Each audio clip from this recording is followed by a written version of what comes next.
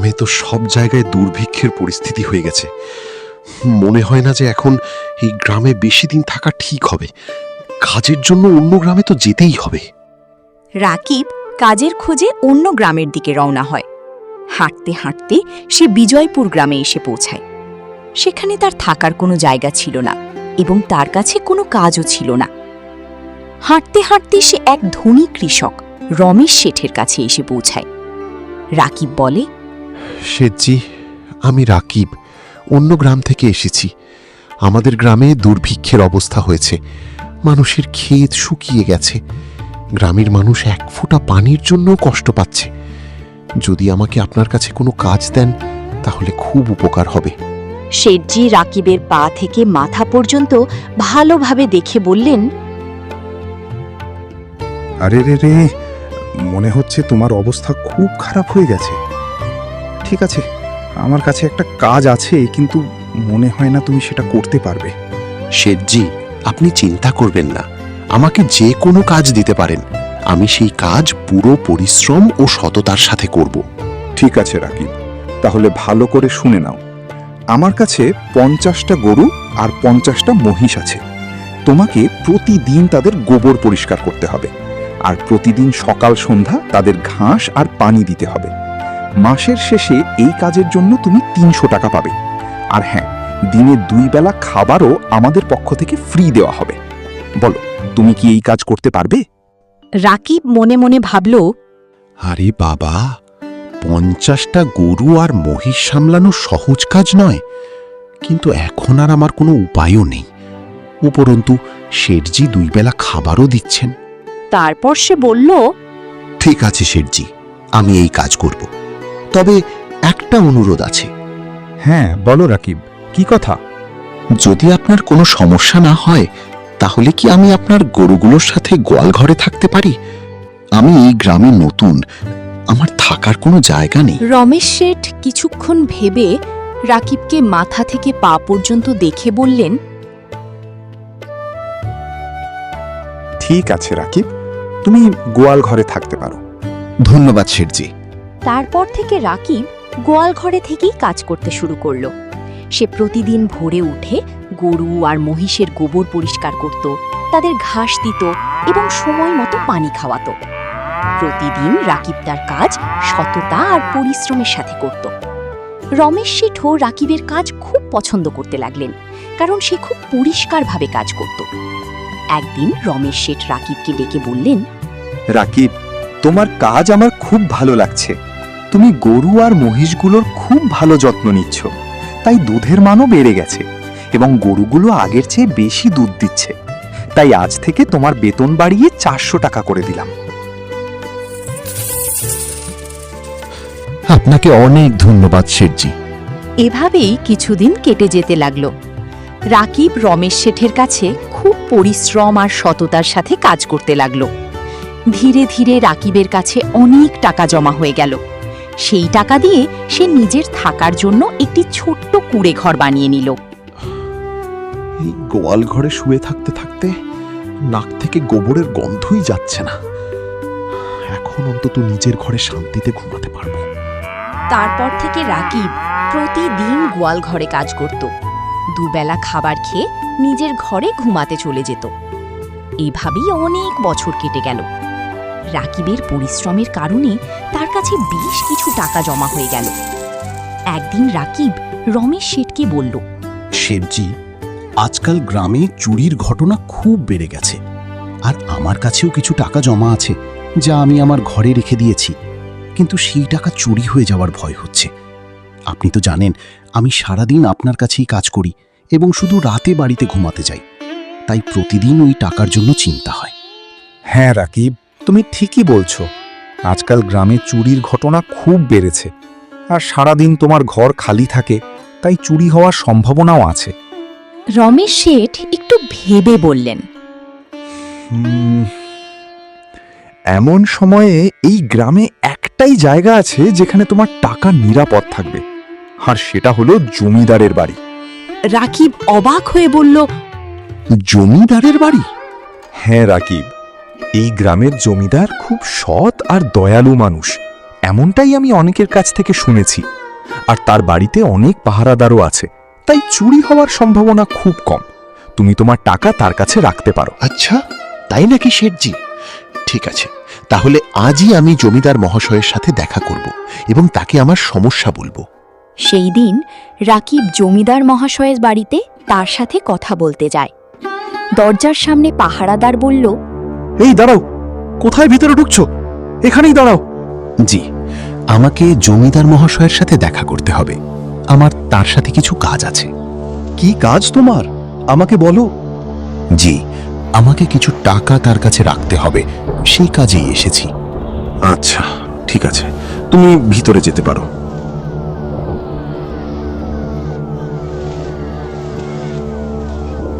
রাকিব ভিতরে গিয়ে বলল, নমস্কার জমিদার মহাশয়, আমি রাকিব। আমি রমেশ শেঠের কাছে কাজ করি। কয়েক বছর আগে আমি অন্য গ্রাম থেকে এখানে এসেছি। আচ্ছা রাকিব, বলো আমার কাছে তোমার কি কাজ? জমিদার মহাশয়, আমি অনেক বছর ধরে রমেশ শেঠের কাছে কাজ করছি এবং কিছু টাকা জমা করেছি, কিন্তু গ্রামে এখন চুরির ঘটনা খুব বেড়ে গেছে, তাই আমার বাড়িতে টাকা রাখতে ভয় লাগছে। তুমি কত টাকা জমা করেছো? জমিদার মহাশয়, প্রায় ৬,০০০ টাকা আছে আমার কাছে। এটা তো অনেক টাকা। আমি আপনার সততার কথা অনেকের কাছ থেকে শুনেছি, তাই আমি আমার টাকা কিছুদিনের জন্য আপনার কাছে রাখতে চাই। হ্যাঁ রাকিব, তুমি ঠিকই শুনেছ। তোমার টাকা আমার কাছে সম্পূর্ণ নিরাপদ থাকবে। তুমি আর কোনো চিন্তা করো না, আমি সব দেখব। রাকিব তার টাকার থলেটা জমিদারের হাতে দিয়ে বলল, এখানে পুরো ৬,০০০ টাকা আছে, আপনি চাইলে গুনে দেখতে পারেন। গোনার কি দরকার? তুমি তো রমেশ শেঠের লোক, তোমার উপর আমার পুরো বিশ্বাস আছে। আপনাকে অনেক ধন্যবাদ জমিদার মহাশয়। এখন আমার আর চোরের কোনো ভয় নেই, কারণ আমার টাকা নিরাপদ হাতে আছে। জমিদার মনে মনে বলল, হ্যাঁ রাকিব, তোমার টাকা আমার হাতেই ভালো লাগছে। রাকিব তার টাকা জমিদারের কাছে রেখে নিজের বাড়িতে ফিরে যায়। এভাবেই রাকিব সততা আর পরিশ্রমের সাথে রমেশ শেঠের কাছে কাজ করতে থাকে। দেখতে দেখতে ২ বছর কেটে যায়। একদিন রাকিব মনে মনে ভাবল, এখন অনেক বছর হয়ে গেল রমেশ শেঠের কাছে কাজ করছি। শেঠজি খুব ভালো মানুষ, কিন্তু আমি যদি নিজের জমি কিনে সেখানে পরিশ্রম করি তাহলে হয়তো বড় মানুষ হতে পারবো। আমার কাছে কিছু টাকা আছে, আর কিছু টাকা জমিদারের কাছেও রাখা আছে। সেগুলো নিয়ে যদি জমি কিনি তাহলে ভালো হবে। আজই জমিদারের কাছে গিয়ে আমার টাকা নিয়ে আসবো। এই ভেবে রাকিব জমিদার মহাশয়ের বাড়িতে গেল। সে বলল, জমিদার মহাশয়, আমি আমার টাকা নিতে এসেছি। আপনার কাছে আমি ৬,০০০ টাকা রেখেছিলাম। ভাই সাহেব, আমি তো আপনাকে চিনতে পারছি না, আপনি কে? রাকিব অবাক হয়ে বলল, জমিদার মহাশয়, আমি রাকিব। গত বছর আমি আপনাকে টাকা দিয়েছিলাম রাখার জন্য, কিছু মনে পড়ছে? ভাই সাহেব, আমার কাছে অনেক মানুষ টাকা রাখতে আসে, সবার সাথে আমার ভালো ব্যবহার থাকে। আপনার কাছে কি কোনো কাগজ আছে? কারণ আমি সবসময় কাগজে লিখে লেনদেন করি। কে কত টাকা দিয়েছে সব কাগজে লেখা থাকে। রাকিব অবাক হয়ে বলল, জমিদার মহাশয়, আপনি কি বলছেন? আপনার সততার কথা শুনেই তো আমি আপনাকে টাকা দিয়েছিলাম, এখন আপনি এমন কথা বলছেন? দয়া করে আমার টাকা আমাকে ফিরিয়ে দিন। জমিদার রাগ করে বললেন, আমি তো সততার সাথেই কাজ করি, তাই তো তোমার কাছে কাগজ চাইছি। তুমি কি জানো না, যখন কারোর সাথে টাকার লেনদেন করো তখন স্ট্যাম্প পেপারে লিখতে হয়? তুমি যাকে খুশি জিজ্ঞেস করতে পারো। রাকিব কাঁদতে কাঁদতে বলল, জমিদার মহাশয়, আমি আপনার পায়ে পড়ছি, দয়া করে আমার টাকা আমাকে ফিরিয়ে দিন। অনেক পরিশ্রম করে আমি সেই টাকা জমিয়েছিলাম, আমার সাথে অন্যায় করবেন না। এই মিথ্যে কান্নাকাটি বন্ধ করো। মনে হচ্ছে তুমি ধোঁকাবাজ। আমার সততার সুযোগ নিয়ে আমার কাছ থেকে টাকা নিতে এসেছো। ধরো ওকে। একে মারো, যতক্ষণ না অজ্ঞান হয় ততক্ষণ মারো। এই 2 টাকার লোক আমার সততার উপর প্রশ্ন তুলেছে। জমিদার মহাশয়, আমাকে ছেড়ে দাও, আমাকে মেরো না, আমাকে ছেড়ে দাও।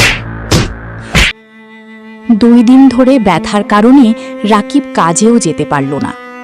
কাজ করতে না যাওয়ায় রমেশ শেঠ নিজেই রাকিবের বাড়িতে এসে হাজির হলেন। তিনি দেখলেন রাকিব খাটে শুয়ে আছে এবং খুব চিন্তিত দেখাচ্ছে। রমেশ শেঠ বললেন, রাকিব ভাই, তুমি 2 দিন কাজ করতে আসোনি, কি হয়েছে? শরীর ঠিক আছে তো? কোনো সমস্যা হয়েছে কি? আরে শেঠজি, আপনি নিজে এখানে এসেছেন? আপনি খবর পাঠালে আমি নিজেই চলে আসতাম। ও সব ছেড়ে দাও। তোমাকে দেখে তো মনে হচ্ছে তুমি অসুস্থ। কি হয়েছে তোমার? শেঠজি, কি বলবো আপনাকে, যেই জমিদারের কাছে আমি গত বছর আমার টাকা রাখার জন্য দিয়েছিলাম, সে এখন আমার টাকা ফিরিয়ে দিতে চাইছে না। সে খুব লোভী মানুষ, মানুষকে ঠকাচ্ছে। আর যখন আমি তাকে কাকুতি মিনতি করতে শুরু করি, তখন সে তার লোকদের দিয়ে আমাকে লাঠি দিয়ে মারধর করিয়েছে এবং আমাকে বাড়ি থেকে বের করে দিয়েছে। রমেশ শেঠ অবাক হয়ে বললেন, আরে বাবা, এটা তো খুবই গুরুতর ব্যাপার। আমি তো জমিদারের সম্পর্কে ভালোই শুনেছিলাম, কিন্তু আমি জানতাম না যে সে এত নিচু মানুষ। এখন বুঝতে পারছি প্রতি বছর তার সম্পত্তি এত বাড়ে কিভাবে। আমাকে মাফ করে দাও রাকিব, আমি তোমাকে জমিদারের কাছে যেতে বলেছিলাম, ভুলটা আমারও হয়েছে। না শেঠজি, আপনি তো আমার ভালোই চেয়েছিলেন। এটা সেই জমিদারের লোভ। এখন তো মনে হয় না আমার টাকা আর ফেরত পাবো। রাকিব, আমার কাছে একটা বুদ্ধি আছে, যার মাধ্যমে আমি তোমার টাকা তোমাকে ফেরত এনে দিতে পারবো। রমেশ শেঠ রাকিবের কানে পুরো পরিকল্পনাটা বলে দিলেন। ঠিক আছে শেঠজি, হে ভগবান, এই পরিকল্পনাটা সফল করো। পরের দিন রমেশ শেঠ একটি সুটকেস ভর্তি টাকা নিয়ে নিজে জমিদারের বাড়িতে গেলেন। জমিদার বললেন, আরে রমেশ শেঠ, আপনি নিজে আজ এখানে? বলুন, এই গরিবের বাড়িতে কিভাবে আসা হলো? এটা তো আমাদের সৌভাগ্য যে আপনার মতো ধনী মানুষ আমাদের বাড়িতে এসেছেন। নমস্কার জমিদার মহাশয়। আরে আপনি তো আমাকে লজ্জা দিচ্ছেন। আসলে আমি কয়েক মাসের জন্য অন্য রাজ্যে ব্যবসার কাজে যাচ্ছি। এই প্রায় 50,000 টাকা আমি নিয়ে এসেছি। আমার ভয় হচ্ছে যদি এগুলো চুরি হয়ে যায়। আপনি কি আমার এই টাকা কয়েক মাসের জন্য নিজের কাছে রেখে দেবেন? এই গ্রামে আপনার ছাড়া আমি আর কাউকে বিশ্বাস করতে পারি না। রমেশ শেঠ, এটা আবার জিজ্ঞেস করার কি আছে? আপনার টাকা আমার কাছে পুরোপুরি নিরাপদ থাকবে। আপনি নিশ্চিন্তে ব্যবসার কাজে যেতে পারেন। জমিদার মনে মনে ভাবল, এইবার তো বড় মাছ জালে পড়েছে। এত বড় সুযোগ বারবার আসে না। ঠিক তখনই সেখানে রাকিব এসে হাজির হলো। জমিদার বলল, আরে রাকিব, তুমি ঠিক সময়ে এসেছো। আমি তো তোমার কাছেই যাচ্ছিলাম। আমাকে মাফ করে দাও, সেদিন আমি তোমাকে চিনতে পারিনি। অনেক মানুষ আসে যায়, তাই একটু ভুল হয়ে গেছে। আমি আমার কথার খুব পাকা মানুষ। দাঁড়াও, আমি এখনই তোমার সব টাকা ফিরিয়ে দিচ্ছি। জমিদার সঙ্গে সঙ্গে রাকিবের 6,000 টাকা ফিরিয়ে দিল। তারপর বলল, মাফ করে দিও রাকিব, সেদিন আমার লোকেরা তোমার সাথে খারাপ ব্যবহার করেছিল। আমি আজই তাদের কাছ থেকে বের করে দেব। রাকিব কিছু না বলে সেখান থেকে চলে গেল। রমেশ শেঠ বললেন, আরে জমিদার মহাশয়, আপনি তো সত্যি কথার পাকা মানুষ। তাহলে আমি নিশ্চিন্তে আমার টাকা আপনার কাছে রেখে যেতে পারি। ঠিক তখনই রমেশ শেঠের চাকর দৌড়ে এসে বলল, মালিক, মালিক, এখন আর আপনাকে অন্য রাজ্যে যেতে হবে না। এই মাত্র ব্যবসায়ীদের বার্তা এসেছে, তারা নিজেরাই আমাদের গ্রামে আসছে।